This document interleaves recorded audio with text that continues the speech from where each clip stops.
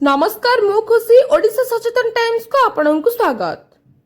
अंचल रे गोशालार अभाव हेतु गाई बाछुरी यातायात रास्ता उपर आश्रय नेउछंती, जहा द्वारा कि जनसाधारण यातायात रे बाधा सृष्टि हेउछि।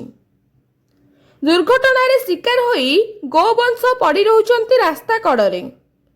गाड़ी चालकंकु अनुरोध सचेतन रहिबा, दुर्घटना रू रक्षा पाइबा। गोवंशों सुरक्षा निमंते सरकार पदक्षेप नेबा आवश्यक। वंदे उत्कल जननी।